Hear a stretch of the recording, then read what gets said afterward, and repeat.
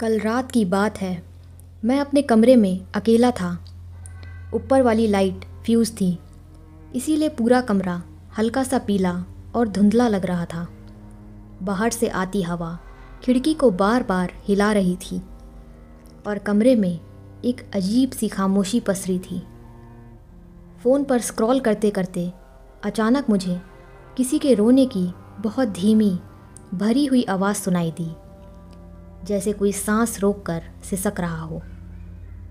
पहले लगा शायद किसी बिल्ली की आवाज़ होगी, क्योंकि हमारी बिल्डिंग के आसपास अक्सर बिल्लियाँ घूमती हैं।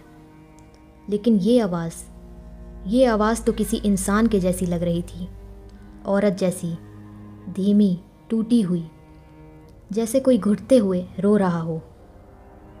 मैं खिड़की के पास गई, बाहर झांका।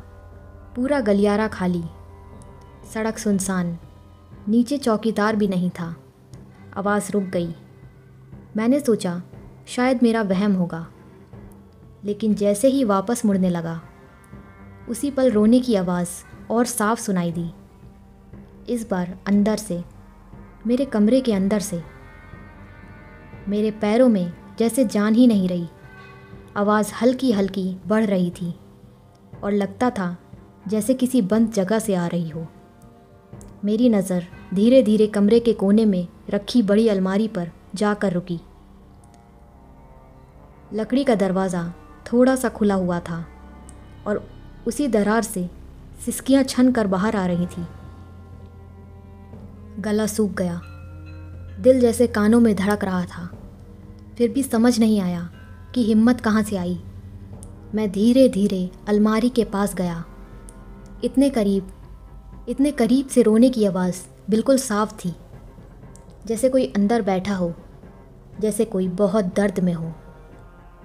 मैंने कांपते हाथों से अलमारी का दरवाज़ा पकड़ा और धीरे धीरे धकेला। अंदर अंधेरा था, लेकिन कुछ हिलता हुआ दिखा। एक इंसान का आकार, बाल लंबे उलझे हुए, पूरी तरह चेहरे को ढके हुए। वो झुकी हुई बैठी थी, जैसे सालों से वहीं दबी हो। उसकी सिसकियाँ अचानक बंद हो गई और कमरे में ऐसी खामोशी फैल गई कि मैं अपनी सांसों की आवाज़ तक सुन नहीं पा रहा था। फिर वो धीमे धीमे अपना सिर उठाने लगी।